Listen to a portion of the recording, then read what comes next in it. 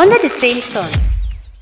Hello, and welcome to Under the Same Sun, where we talk about everything regarding the environment, our climate, and how all of this affects us. Abuja, please, what exactly is happening? Because at this point, Abuja is beginning to have some kind of Lagos vibe. And I'm not talking about the traffic, I'm talking about the flooding. So last weekend, rain fell in Abuja, and apparently it decided that it was not going to follow the usual rules. So Wusetu, Mabushi, Katampe, Lugbe, Gwarimpa, Asokoro, Maitama, Utako, Wuye, a lot of places were flooded. They were like a swimming pool. Cars were being submerged, roads disappeared, motorists were stranded, and residents were left wondering whether they should drive, swim, or simply just wait for the water to respect itself and go away. Now, Abuja is supposed to be the planned city, and that is what Abuja prides itself to be, the city of wide roads, beautiful green spaces, hills, and carefully designed neighborhoods. So, how did we get here? Because is this rain simply just too much, or is there a structural issue?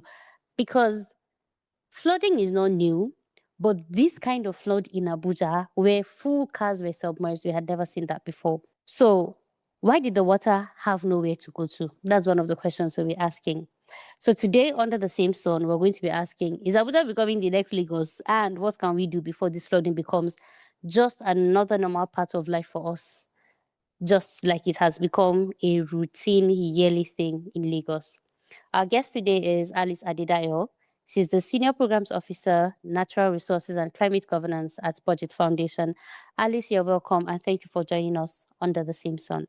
Thank you very much for having me. Thank you. So let's just go straight to it. The most obvious thing. What do you think happened last weekend in Abuja? All right. Thank you very much, Lois. So last weekend, precisely Saturday, there was heavy rainfall, and we saw parts of Wusetsu. In fact, that's the first time it was happening in Abuja. Parts of Wusetsu, Gudu, Lukuguma, into what looked like overflowing bathtubs. You know, when you have overflowing bathtubs. So this flooding was also recorded across major places like Metama, Unusual, Woye, Gudu, and also because I live very close to Gadua, even the linking Gadua and Durumi were heavily flooded. We saw cars submerged and the roads were impassable. And there was a technical assessment that was done by the Federal Ministry of Environment after the flooding that confirmed that the rainfall was just a trigger. The manholes were blocked. There were debris in underground drainage network, which further amplified the flooding, causing the system to submerge. So it wasn't just rainfall alone. It was rainfall meeting infrastructure that could not cope. And you agree with me that Abuja is a well planned city. The original master plan of Abuja incorporated green belts, parks, ecological corridors, specifically to manage um, this water. So it was never meant to be wall to wall, right? Like you see in other cities in Nigeria, right? But over time, we've seen encroachment into these green areas and natural waterways, which have further eroded the built-in drainage capacity that it was supposed to handle. So it wasn't just the rainfall; it was rainfall meeting with infrastructure that could not cope. So that's what happened in Abuja, and we are hoping that we are more proactive rather than reactive so that we don't have flooding in Abuja over years to come, because it's going to be very catastrophic if nothing is done about it. Thank you very much, Alice. So you mentioned something, about green areas being used for some things different. So in the past year, I cannot count how many green areas I have seen being converted to car parks. So where they sell car stands, I think is the word to say, car stands. And I'm just amazed at how all of a sudden within a very short period of time, a lot of I live around Kubwa, and so on that entire stretch of the Kubwa Expressway, yet all you just see is castans, castans, castans.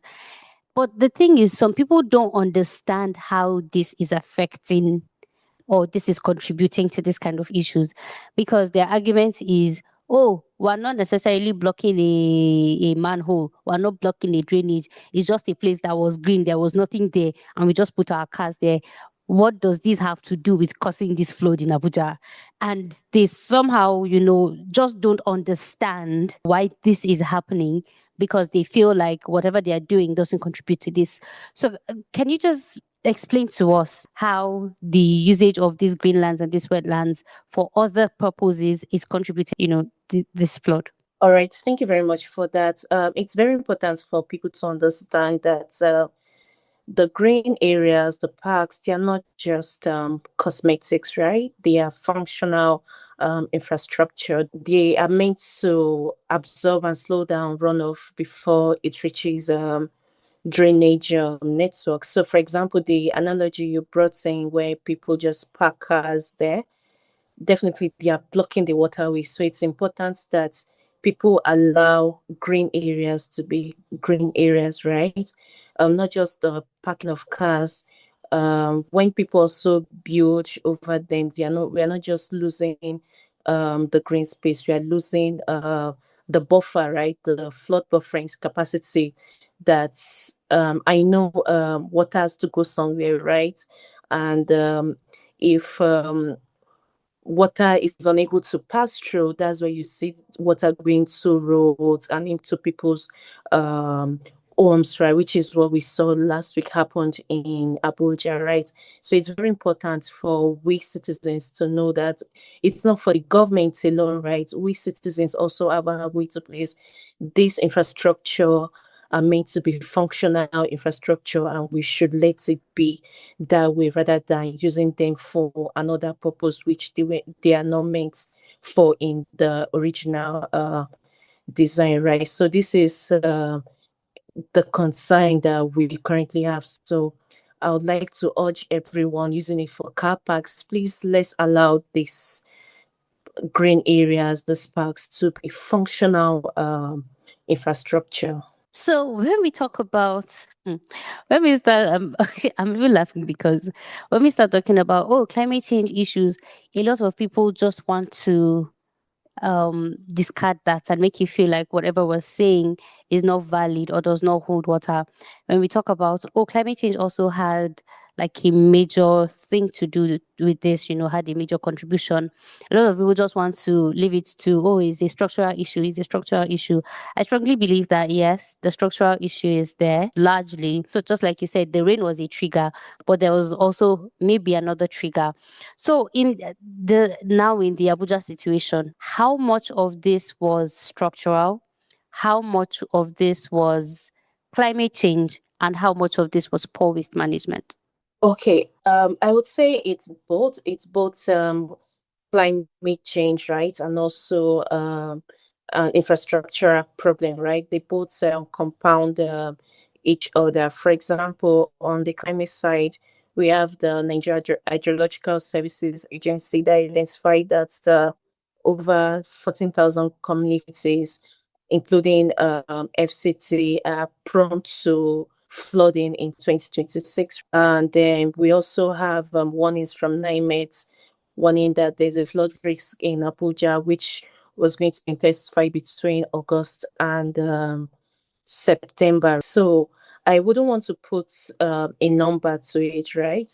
It is both ways. Even the federal government, we've seen them acknowledge that climate change is driving more frequent and intense rainfall.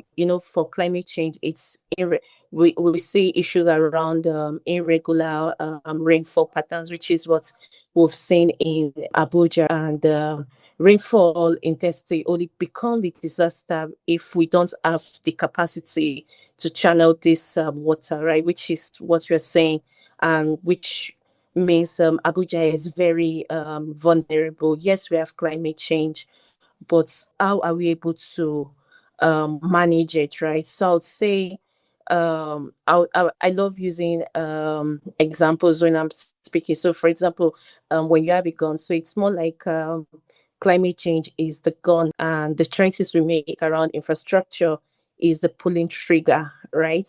So climate change is there, but how are we able to manage this, which brings the issue around the green areas, the wetlands, the parks that are being converted to other uses, which were not in the original master plan. So, for example, let's talk about the drainage and infrastructural deficit, for example. When the Federal Ministry of Environment did the analysis after the flooding, they found out that some manholes were actually blocked dry. So, how often are we able to maintain this underground draining infrastructure to ensure that we're able to manage flood, to avoid them amplifying this flood hazard? So that's one aspect for the infrastructure. For the rainfall, so how consistent are we with warnings? The agency have been doing their best with the warnings, but it's not just about warning. We need to be proactive rather than reactive. Then let's also talk about the other bucket, which is waste management. We citizens ourselves, how are we disposing our waste? We've seen areas not disposing their waste properly. So the truth of the answer is all of these do not operate independently. They are compound. So the like I mentioned, the climate change is the gun, and the infrastructure deficit is the trigger. So we need to make sure that we manage all of this, because a system failure we know only cause a single event. So we need to make sure that we are more proactive rather than reactive. Thank you very much. And thank you very much for saying this about us being proactive rather than reactive.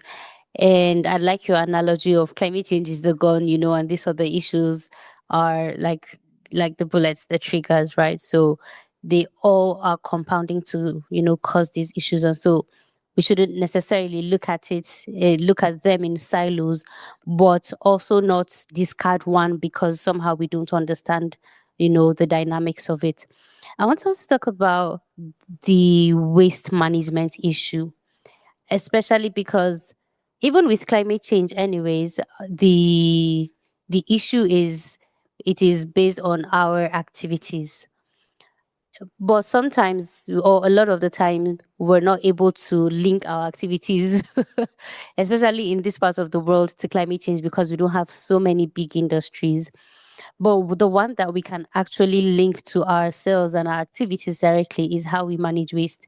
And almost every area I have been to, even the highbrow areas where they supposedly have, waste management that is relatively functional, before that waste is evacuated, because a lot of people have those big bins in front of their houses, and this one I'm even talking about highbrow areas.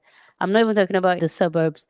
The trash bins get full, overflow for a week, 2 weeks before it's evacuated. And every morning we wake up, we see it, we pass like we cannot see it. And a lot of the times it just makes me wonder, what are we actually doing? How did we let ourselves get to this point where we're able to see waste and it doesn't move us, it doesn't make us uncomfortable? How do we go about, managing the waste management issue in Nigeria? Because every day we have to generate waste. There is nothing we can do about it. But or what we can do something about is, how we manage it. So what needs to be done? How can we fix our waste management issues in Nigeria? All right. Thank you very much. So one thing I think we can do is better collection scheduling, right? For example, you made mention of the eyebrow areas where even though they have a plan in place for waste collection, but they are not being collected as scheduled. So if waste is being collected, let's say weekly or twice a week, it's a go a long way in managing that aspect. And then talk about the whole value chain after collection. How do you dispose this waste? So there are thousands and one ways how waste can be disposed, because it's not enough to just collect waste.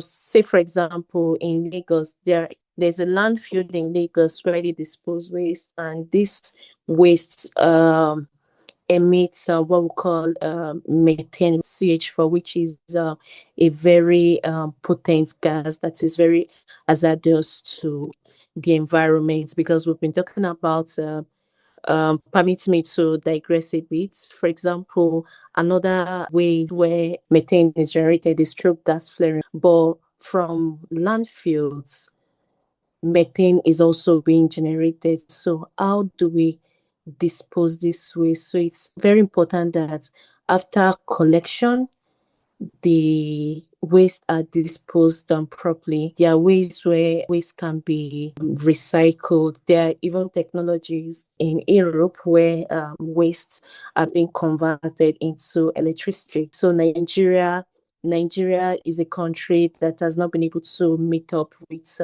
its demand for energy. Why don't we use this issue to address some of our lingering challenges by using it to generate some electricity, for example? And also, I would also like to talk about, I would like to applaud some organizations that are already taking initiatives on how waste should be managed properly. We've seen waste being upcycled, for example, tires being used for lovely decoration, accessories in the house. And it's very important that even in these eyebrow areas, in these estates, waste should be well separated. It should be well sorted. For example, where the bottles should be well sorted from biodegradable waste. So all of these compounds. So it is very important for the agencies that is in charge of this to ensure one, proper sorting, proper scheduling, and proper disposal, and also look for alternative ways where this waste can be used for electricity, for example, and also in some cases for the biodegradable, for example, they can be used for compost manure, right? So that will also support some productivity for farmers. So I don't really see this as a problem, but we need to take proactive action in ensuring that the right things are done, and we don't have this as a problem, but then we have it as a solution that is solving thousands and one challenges. Thank you. And I'm happy that there are a lot of organizations that are doing this. But a lot of the time, when we're talking about climate change issues, environmental issues, the first people we look to government. And it's beginning to seem that government is becoming overwhelmed, with a lot of things. So I can just imagine how many organizations are coming with, oh, government, you need to do this, you need to do this, you need to do this. And then it's almost like when they get overwhelmed, they're like, okay, let's just leave everything on the desk and nothing gets done. But in my thought, I strongly believe that there is a lot that the private sector can do beyond just government. Because when we talk about waste management in Abuja, the first thing we think of is ABP. And how many times do we see them go around and collect waste? Maybe in Lagos, we think of Loma, the waste management. Yeah, Loma. And but beyond that, I'm just thinking, what can the private sector do? Just like you said, this is not necessarily a problem, because even though it looks like a problem, it's a huge opportunity. It's like seeing a very great business opportunity there.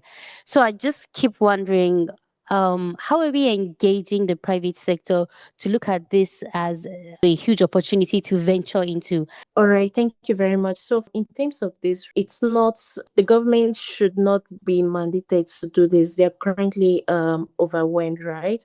It is more of partnership among the government, CSO, private sector, and even the citizens, right? So, for example, what role does the CSO play? Already, some civil society organization, for example, we have the African Cleanup Initiative, already providing awareness on cleaning, cleanup, waste management, even at budget.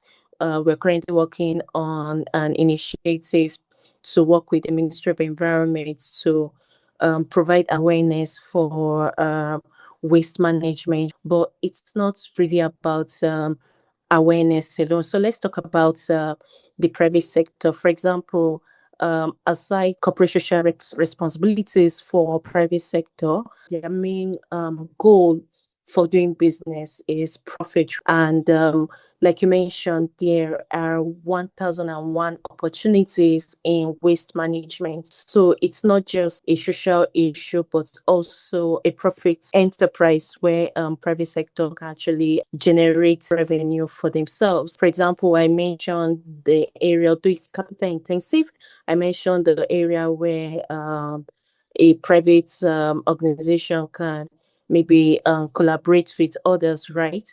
To see how they can actually convert this, of course, in partnership with the government, convert this waste into energy. There's currently technology where this waste can be generated into electricity. And currently, we have the feedstock available for this organization to be able to leverage on, to be able to generate into electricity. So that's for, I know this is very capital intensive, but it is very possible when planned well, and when the private sector do their due diligence, they will notice that it is commercially viable.